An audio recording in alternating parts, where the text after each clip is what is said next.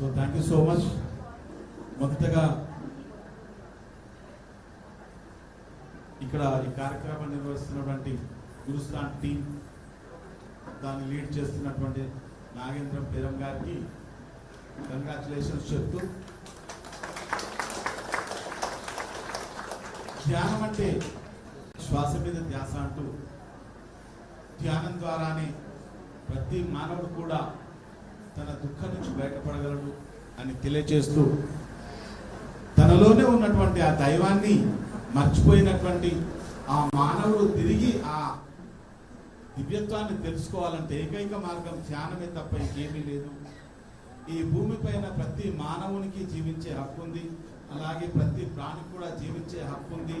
అహింస పరమో ధర్మ అన్న పరమ సత్యాన్ని ఈ ప్రపంచానికి అందరికీ ఎలుగెత్తి చాటినటువంటి మనందరి జగద్గురువు మైత్రేయ బుద్ధుడు బ్రహ్మర్షి పితామహ పత్రిజీకి అనంతకోటి ఆత్మ ప్రణామాలు. నా పేరు నరేంద్ర ఆసోడి, మాది ఆదిలాబాద్ జిల్లా. నేను 2007లో ధ్యానంలోకి రావడం జరిగింది. నాలాంటి ఒక వ్యక్తి ధ్యానంలోకి వస్తాడని నేను ఎప్పుడు ఊహించలేదు. ఒకే ఒక చిన్న సింపుల్ 2 లైన్స్లో చెప్తాను. నా లైఫ్ అంతకంటే ముందు ఏ విధంగా ఉండేది. ఒక పూర్తి స్థాయి ఆల్కహాలిక్గా ఉన్నాను నేను. ఒక పూర్తి స్థాయి నాన్ వెజిటేరియన్గా ఉన్నాను. నేను నాన్ వెజ్ ఎంత తినేవాడిని అంటే సంవత్సరంలో 360 రోజులు తినేవాడిని. తాగడం 360 రోజులు తాగేవాడిని. చిన్నప్పటి నుంచి ఏ దేవుణ్ణి నమ్మలేదు, ఏ గుడికి వెళ్ళలేదు. పరిపూర్ణమైనటువంటి నాస్తికుడు. చిన్నప్పటి నుంచి అలా చూస్తూ పెరిగాను నేను. సో ఎక్కడ కూడా నేను ఏ దేవుడితో కనెక్ట్ కాలేదు, ఏ గుడికి వెళ్ళలేదు. సో మా ఆవిడ, నేను ఎంత నాస్తికునిగా ఉండేవాడిని అంటే మా ఆవిడ బాగా పూజలు చేసేది. నేను గుడికి రమ్మని చెప్పేది, నేను వెళ్ళేవాడిని కాదు, నాకు వెళ్ళడం ఇష్టం ఉండేది కాదు. సో కానీ డ్రాప్ చేయాలి కదా. సో డ్రాప్ చేయడానికి మా ఆవిడని గుడి దగ్గర డ్రాప్ చేసేసి మా ఆవిడ గుడిలోకి వెళ్తే నేను దాని ముందు నా కిళ్ళి కొట్టుకు వెళ్ళేవాడిని సిగరెట్ తాగడానికి. సో అంత నాస్తికున్నానమాట. కానీ ఎప్పుడైతే 2007 డిసెంబర్ 27వ తేదీ నాడు ఉదయం 10 గంటలకి బ్రహ్మర్షి పితామహ పత్రిజీని తిరువన్నామలలో జరిగినటువంటి ధ్యాన మహా చక్రంలో చూశాను, అప్పటి నుంచి నా జీవితం మారింది. మనం అందరం ధ్యానం ధ్యానం ధ్యానం అంటున్నాం. ధ్యానము ఈ కొత్తది కాదు. 2500 సంవత్సరాల క్రితము బుద్ధ భగవానుడు ఈ ప్రపంచానికి ఆనాపానసతిని అందించాడు. ఏం చెప్పాడు బుద్ధుడు? ప్రపంచమంతటా దుఃఖం ఉంది. హిందీ వాళ్ళు ఓకే, హిందీలో కూడా చెప్పాలా?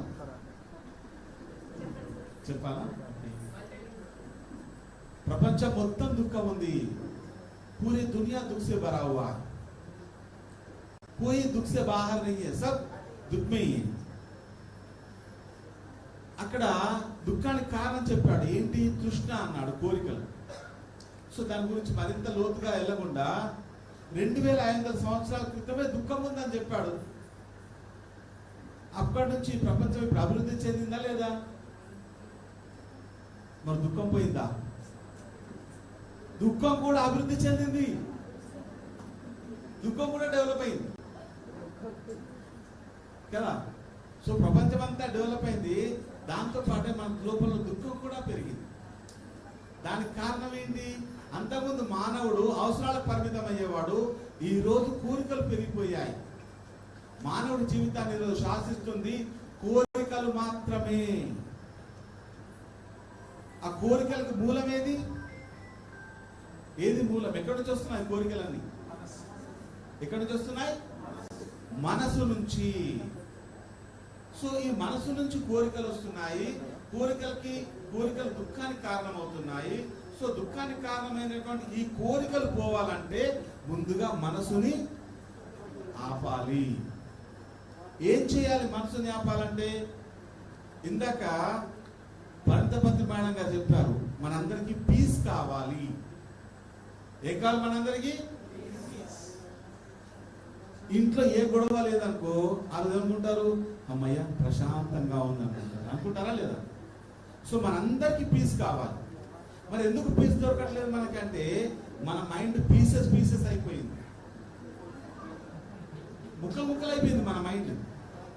ఒక మైండ్ ఏమో మన ఆఫీస్లో ఉంటుంది, ఇంకొక మైండ్ ఏమో కిచెన్లో ఉంటుంది, ఇంకొక మైండ్ ఏమో పక్కింట్లో ఉంటుంది, ఇంకొక మైండ్ ఏమో ఫ్రెండ్స్ దగ్గర ఉంటుంది, ఇంకొక మైండ్ ఏమో థియేటర్లో ఉంటుంది, ఇంకొక మైండ్ ఏమో టీవీ ముందు ఉంటుంది, ఎక్కువ మన మైండ్ మొబైల్ ముందు ఉంటుంది.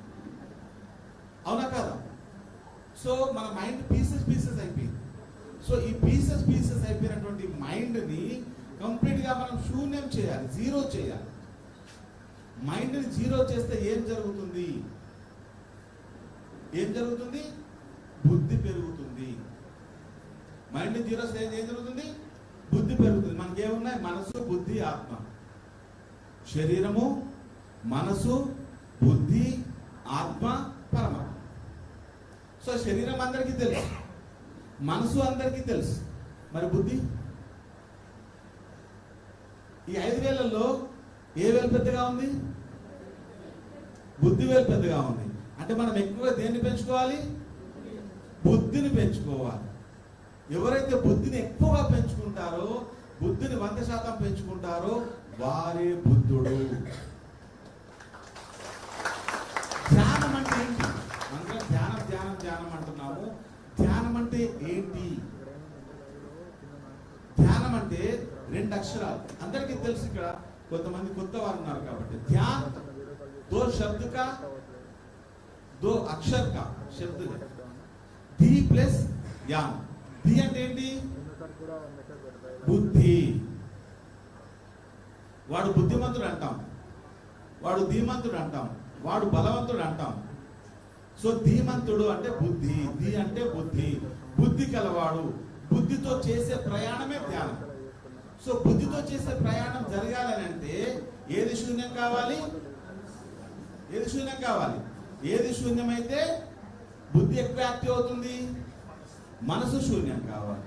సో ఈ మనసుని శూన్యం కావాలంటే బుద్ధుడు అందించినటువంటి ఆనాపానసతి, శ్వాస మీద ధ్యాసని పత్రిజీ మనకి తిరిగి అందించారు.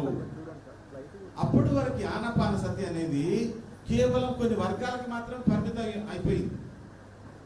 కానీ దానిని ఒక సామాన్య మానవుడు ఇంటి ముంగటి వరకు తీసుకొచ్చేసారు పత్రిజీ.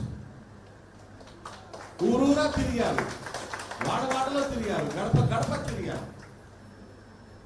ఆయన ఒక చోట కూర్చుని ఆశ్రమం పెట్టుకుని అక్కడికి అందరు రప్పించుకోలా, నేనే మీ దగ్గరకు వస్తానన్నాడు.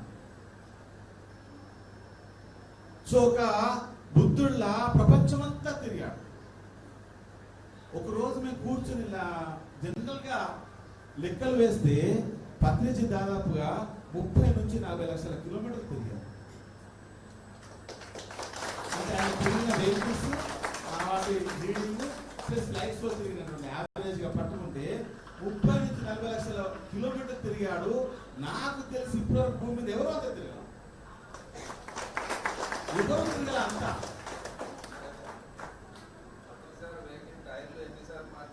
అదే మళ్ళా నాకు తెలిసి, అంటే నా పరిమిత అవగాహన కావచ్చు, కానీ 34 నుంచి 40 లక్షల కిలోమీటర్లు తిరిగినటువంటి ఒక విశ్వగురువు, ఒక జగద్గురువు ఈ భూమి మీద ఇంకెవరు లేరు. మరి ఆయన చెప్పినటువంటి జ్ఞానం ఎంత ఉన్నతమైందండి. పత్రిజీ తన జీవిత కాలంలో 1,00,000 పుస్తకాలు చదివారు. ఆ 1,00,000 పుస్తకాలు చదివినటువంటి ఆ జ్ఞానాన్ని మనందరికీ సూక్ష్మీకరించి, ఇప్పుడు ఇందాక మేడం గారు వేదం చదివారు, ఏమైనా అర్థమైందా మనకి? ఓం భూర్భువస్సుః అని చెప్పారు, ఏమైనా అర్థమైందా? ఏమీ అర్థం అవ్వాలా. కానీ అందులో ఉన్నటువంటి మొత్తం సారాంశాన్ని పత్రిజీ సూక్ష్మీకరించి సరళం చేసి ఒక సామాన్య మానవుడు కూడా అర్థం చేసుకునే విధంగా చెప్పారు. అందుకే ఈరోజు మీరు ఏ పల్లెటూరుకి వెళ్ళినా కూడా ఒక పిరమిడ్ మాస్టర్ ఆత్మజ్ఞానం గురించి మాట్లాడతాడు. కానీ మనం ఏమనుకుంటాము? ఆత్మజ్ఞానం గురించి కావాలంటే ట్రైనింగ్కి వెళ్ళాలి, క్లాసెస్ కావాలి, ఎక్కడో వెళ్ళి సాధన చేయాలి, హిమాలయాలోకి వెళ్ళాలి, ఇవన్నీ చేస్తే కానీ ఆత్మజ్ఞానం రాదనుకుంటాము.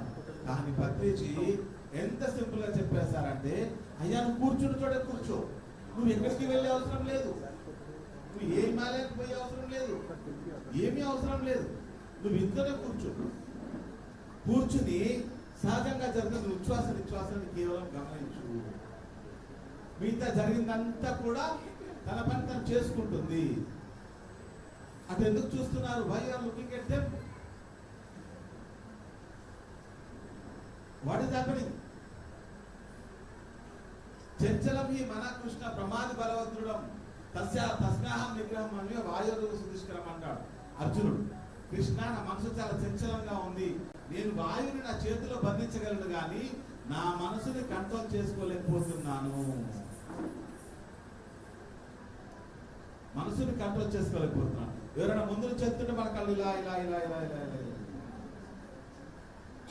ఏం చేస్తున్నాం మనం? శ్రద్ధావాన్ లభతే జ్ఞానం. శ్రద్ధ ఉన్న వారికి జ్ఞానం అందుతుంది, శ్రద్ధ లేని వారికి జ్ఞానం అందదు.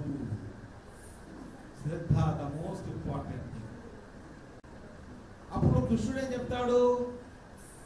అచంచలం మహాబాహో మనో దుర్నిగ్రహం చలం తస్మాహం నిగ్రహం అనే. అప్పుడు ఏం చెప్తాడు కృష్ణుడు అంటే, అయ్యా అభ్యాసేన కౌంతేయ వైరాగ్యేన గృహ్యతి. అంటే అభ్యాసం ద్వారానే నీవు నీ మనసుని కంట్రోల్ చేసుకోగలవు. ఏ అభ్యాసం ద్వారా? ధ్యాన అభ్యాసం ద్వారా మాత్రమే మనం మనసుని కంట్రోల్ చేసుకోగలము. ఎలా చేయాలి? నాకు మేడం గారు చెప్పారు, కళ్ళ మూసుకోవాలి, చేతి వేలులో వేలు పెట్టుకోవాలి, సహజంగా జరుగుతున్న ఉచ్ఛ్వాస నిశ్వాసాలని ఒక సాక్షిలాగా గమనించాలి. ఆ జరుగుతున్నటువంటి చర్యలో మనసు ప్రమేయం ఉండకూడదు. అందుకే ఏం చెప్తాడు కృష్ణుడు? వైరాగ్యం చెప్తాడు, వైరాగ్య స్థితిలో ఉండి ధ్యానం చేయి. వైరాగ్యం అంటే ఏంటంటే నీవు బయట ప్రపంచంతో సంబంధాలు కట్ చేసుకోవడం. అందుకేం చేస్తాం? మనం కళ్ళు మూసుకుంటాం. కానీ కళ్ళు మూసుకున్నప్పుడు మనం ఏం చేస్తున్నాం తెలుసా? బయట ప్రపంచంతో కనెక్ట్ అయి ఉంటున్నామా లేదా? ఎలా ఉంటున్నాం బయట ప్రపంచం? నాకు అది కావాలి, నాకు ఇది కావాలి, నేను అది పొందాలి, నేను ఇది పొందాలి. ఎప్పుడైతే ఇవన్నీ మన మైండ్లో అనుకుంటామో మనకు తెలియకుండానే మనం బయట ప్రపంచంతో కనెక్ట్ అయి ఉంటున్నాము. సో కంప్లీట్ గా క్లోజ్ కట్. నేను ధ్యానంలో కూర్చున్నంతసేపు అన్ని మర్చిపోవాలి, ఏ సంబంధం లేదు నాకు బయట ప్రపంచంతో. ఎప్పుడైతే ఆ వైరాగ్య స్థితిలో ఉండి మనం ధ్యానం చేస్తామో అప్పుడు మనం పరిపూర్ణంగా ఆ సాధన స్థితిలో ఉంటాం. లేకపోతే మనకి ఏమి అర్థం కాదు, చేస్తూనే ఉన్నాం, కళ్ళు మూసుకుంటూనే ఉన్నాం, కానీ లోపల ఏం జరుగుతుందో మనకు అర్థం కావట్లేదు. మన జర్నీ ఎప్పుడు కూడా బయట వైపే ఉంది, కానీ ధ్యానంలో మన జర్నీ ఏం జరగాలి? అంతర్ప్రయాణం జరగాలి. అంతర్ప్రయాణం జరగాలని అంటే బయట సంబంధాలన్నీ కట్ చేయాలి. ఇప్పుడు మీరు మీ ఇంటి నుంచి ఇక్కడికి వచ్చారు, కొండాపూర్. నేను హైదరాబాద్ నుంచి ఇక్కడికి వచ్చాను, కొండాపూర్కి వచ్చాను. నేను కొండాపూర్కి రావాలంటే హైదరాబాద్ దూరం కావాలా లేదా? హైదరాబాద్ దూరం కాకుండా నేను కొండాపూర్కి రాగలనా? సో బాహ్య ప్రపంచానికి క్రమక్రమంగా దూరం అవుతూ ఉంటే మీరు మీ అంతర్ ప్రపంచానికి క్రమక్రమంగా దగ్గర అవుతూ ఉంటారు. సో మీ అంతర్ ప్రపంచానికి మిమ్మల్ని దగ్గర చేసే వారధి శ్వాస. It's a bridge between your outer world and your inner world. మీ బాహ్య ప్రపంచానికి, మీ అంతర్ ప్రపంచానికి ఈ శ్వాస అనేది వారధి. అందుకే పరిస్థితి ఏమంటారంటే రాజయోగం అని అంటారు. ఎన్నో రకాల ధ్యాన సాధన పద్ధతులు ఉన్నాయి. ఓషో చెప్తారు 118 రకాల ధ్యాన సాధన పద్ధతులు ఉన్నాయి. అందులో ఉన్నతమైనది ఆనాపానసతి అంటారు పరమేశ్వరుడు. సో ఒక చిన్న స్టోరీ చెప్పి నేను ముగించేస్తాను. ఒక రాజు, నాకు ఎంతో ఇష్టమైన స్టోరీ, చాలా గొప్పవాడు. రాజ్యంలో ఉన్నటువంటి ప్రజలందరినీ తన కన్నబిడ్డలాగా చూసుకుంటాడు. ఆ రాజ్యంలో ప్రజలు ఏమడిగినా కూడా పొందే స్థితి ఉన్నాయి. ఈ రాజు ఎంత గొప్పవాడంటే నెక్స్ట్ 1000 సంవత్సరాల వరకు ఈయననే మనకు రాజుగా ఉండాలని కోరుకున్న గొప్పవాడు. సో ఇతని పరిపాలన మెచ్చి ఒక రోజు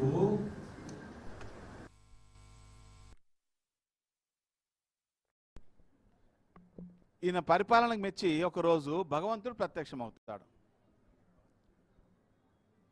భగవంతుడు ప్రత్యక్షమై, నాయన నీకు ఒక వరం ఇద్దామని వచ్చాను, ఏదైనా కోరుకో అంటాడు. నువ్వు ఏది కోరుకున్నా ఇస్తానంటాడు. అప్పుడు రాజేమంటాడంటే, బాబాబు నాకేమొద్దు దేవుడా, నువ్వు నాకు అన్ని ఇచ్చావు, నాకు ఇంకా వేరే కోరికలు ఏం లేవంటే, అప్పుడు భగవంతుడు ఏమంటాడంటే, చూడు నాయన, అంత దూరంకి వెళ్ళి వచ్చిన నీ కోసం, నీ కోరిక తీర్దామని వచ్చిన, ఏదో కోరిక కోరుకో అంటే, అప్పుడు రాజేమంటాడంటే, నీవు ఏ విధంగా నాకైతే దర్శనమిచ్చావో అదేవిధంగా నా రాజ్యంలోని ప్రజలందరికీ దర్శనమివ్వు అంటాడు. సో అప్పుడు భగవంతుడు ఏమంటాడంటే, నాయన ఇది కాని పని, ఇది జరగదు, నేను అందరికీ అంత తొందరగా కనపడను, కానీ నువ్వు విపరీతమైన కోరిక కోరుతున్నావు, ఇది నేను తీర్చలేను అంటాడు. సరే తీర్చకుంటే నీ ఇష్టం, నువ్వు వెళ్ళిపో, నువ్వేదో అడుగుమన్నా కాబట్టి అడుగుతున్నా, నీ ఇష్టం, తీర్చు లేకుంటలేదు, నా కోరిక మాత్రం ఇదే అంటాడు. సరే భగవంతుడు ఏం చేస్తాడు, సరే నాయన నీ కోరిక నేను ఎందుకు కాదనాలి, ఓకే నేను రేపు ఉదయం 10 గంటలకి ఆ కొండపైన ఉంటాను, నువ్వు మీ రాజ్యంలో ప్రజలందరూ అక్కడ తీసుకొచ్చేస్తే నేను మీకు కనపడతానంటాడు. సరే రాజు రాజ్యం మొత్తం దండోర వేయిస్తాడు. రాజులో ఆ ప్రజలందరూ, రాజ్యంలో ప్రజలందరూ కూడా ఎంతో హ్యాపీగా ఫీల్ అవుతారు. ఈ రాజు మనకు అన్నీ ఇచ్చాడు, చివరికి ఆ దైవ దర్శనం కూడా ఇస్తున్నాడు. ఎందుకంటే అందరు గుళ్ళల్లోకి వెళ్ళి ఆ విగ్రహాలను చూడడమే కానీ ఎప్పుడు దైవాన్ని దర్శించలా, వాళ్ళకి అనుభూతి ఎప్పుడు లేదు. సో ఉదయం అందరూ సిద్ధమైపోతారు 6 గంటల నుంచే, ఈరోజు మనము భగవంతుని చూడబోతున్నాం. సో మొదట రాణి, తర్వాత రాజు, తర్వాత అతని పిల్లలు, వీళ్ళందరూ ఉంటారు. దాని తర్వాత మంత్రి, అతని పరివారము, దాని తర్వాత సైన్యాధ్యక్షుడు, దాని తర్వాత ఆ సైన్యము, దాని తర్వాత ప్రజలు. సో ఇలా వెళ్తూ ఉంటే మార్గ మధ్యంలో ఒక రాగి కొండ కనబడుతుంది. రాగి కొండ కనబడగానే ఈ ప్రజలు, ఈ సైన్యం మొత్తం మాయమైపోయారు. రాజు వెనక్కి చూసరికి ఎవరు లేరు. అరే ఎటుపోయినరు వీళ్ళంతా అని సైన్యాధ్యక్షుని అడిగితే సైన్యాధ్యక్షుడు ఏమంటాడంటే, రాజా వాళ్ళంతా పిచ్చోళ్ళు, ఏదో రాగి కొండ కనబడిందని అక్కడికి వెళ్ళిపోయే రాగిని తీసుకోవడానికి అని. మరి నువ్వు పోలేదే అంటాడు. లేదు మహారాజా, నేను దైవాన్ని చూడాలి ఈరోజు అంటాడు. సరే పద అని ముందుకెళ్తూ ఉంటారు. కొద్దిసేపటి తర్వాత వెండి కొండ కనబడుతుంది. వెండి కొండ కనబడగానే సైన్యాధ్యక్షుడు, అతని పరివారం మాయమైపోయింది. వెనక్కి తిరిగేసరికి మంత్రి ఉంటాడు. అదేంటి మంత్రి, సైన్యాధ్యక్షుడు ఎటుపోయిందంటే, లేదు మహారాజా, అతను వెండి కొండ కనబడింది అక్కడికి వెళ్ళిపోయారంటాడు. మరి నువ్వు పోలేదా అంటాడు. నేను ఎలా పోతాను మహారాజా, నేను భగవంతుని చూడాలి, నాకు ఈ వెండి కొండ పెద్ద ఇంపార్టెంట్ కాదు, భగవంతుని చూడాలి అంటాడు. సరే వెళ్దాం పదా అని కొద్ది దూరం వెళ్తారు. కొద్దిసేపటి తర్వాత బంగారు కొండ కనబడుతుంది. బంగారు కొండ కనబడగానే మంత్రి కూడా పోయిండు. అటు ఇటు చూసరికి రాణి ఒక్కతే ఉంటుంది పాపం. అదేంటి రాణి ఎటువైన వీళ్ళంతా అంటే, రాజా వీళ్ళంతా పిచ్చోళ్ళు, వీళ్ళకి ఆ భగవద్ దర్శనం విలువ తెలియదు వీళ్ళకి, మరి నువ్వు పోలేదా అంటాడు. లేదు మహారాజా, నేను నీకు నీడ లాంటి దాన్ని, నిన్ను వదిలిపెట్టి నేనెట్లా పోతా, జన్మ జన్మలకు నువ్వే నా మొగుడివి. రాజు అనుకుంటాడు, సరే వీళ్ళు ఇట్లా డిసైడ్ అయిపోయినా నేనేం చేయాలా, పోదామని పోతా ఉంటాడు. కొద్ది దూరం పోయిన తర్వాత వజ్రాల కొండ కనబడుతుంది. వజ్రాల కొండ కనబడగానే రాణి కూడా మాయమైపోయింది. రాజు ఏం చేస్తాడు, చేసేది ఏం లేక భగవంతుని దగ్గరికి వెళ్తాడు. అప్పుడు భగవంతుడు నవ్వి అంటాడు, ఏమైందయ్యా మహారాజా, నీ రాణి ఏది, నీ ప్రజలేది, నీ సైన్యం ఏది అంటే, అప్పుడు రాజు అంటాడు అన్నమాట, తప్పైపోయింది మహారాజా, నన్ను క్షమించండి, దైవ దర్శనం పొందాలి అంటే అంత సామాన్యమైన విషయం కాదని నాకు అర్థమైంది, అలాంటి ఎన్నో దాటాలి. మరి నీ లోపల ఉన్నటువంటి దైవాన్ని మనం దాటాలంటే ఆ మనలో ఉన్నటువంటి అరిషడ్వర్గాలు, కామ క్రోధ లోభ మోహ మదమత్సర్యాలని ఎన్నింటిని దాటాలి మనం. మరి అన్నింటిని దాటాలంటే ఎంత శ్రద్ధ ఉండాలి, ఎంత సహనం ఉండాలి. సాయిబాబా ఏం చెప్తారు మనకి, శ్రద్ధ సబూరి. సబూరి అంటే ఏంటి, సహనము. శ్రద్ధ ఉండాలి, సహనం ఉండాలి. కానీ మనం ఏం చేస్తాము, నాకు తలనొప్పిని వస్తుంది, ఎవరో ధ్యానం చేస్తే తలనొప్పి పోతుందని చెప్పిండ్రు, ఇంకా తలనొప్పి 2 రోజులు తగ్గిపోవాలి నాకు. It's not instant coffee. Meditation అంటే ఇన్స్టంట్ కాఫీ కాదు. దానికి ఎంతో శ్రద్ధ, ఎంతో సహనం కావాలి. అలా ధ్యానం చేస్తూ చేస్తూ ఉంటే ఎవరి జీవితాలైనా మారిపోతాయి. అలా మా జీవితాలు ఈరోజు మారిపోయాయి. కాబట్టి ఈరోజు ఆ ధ్యానం యొక్క శక్తి గురించి, ఆ పత్రిక అందించిన జ్ఞానం గురించి మీ అందరితో పంచుకోవడానికి వచ్చాం. సో ఈ అవకాశాన్ని ఇచ్చినప్పుడు మీ అందరికీ ధన్యవాదాలు తెలియజేస్తూ థ్యాంక్ యూ సో మచ్. మరొకసారి నాగేంద్ర పేరం గారికి అండ్ గురుస్థాన్ టీమ్కి కంగ్రాచులేషన్స్. ఇక్కడ ఆర్గనైజ్ చేసినట్టు శ్యామల మేడం గారికి కూడా, అండ్ ఇక్కడ మనకు అవకాశం ఇచ్చినట్టు ఇందాక వచ్చిన సెక్రటరీ గారు వారికి కూడా ధన్యవాదాలు తెలియజేసుకుంటున్నాము. Thank you so much.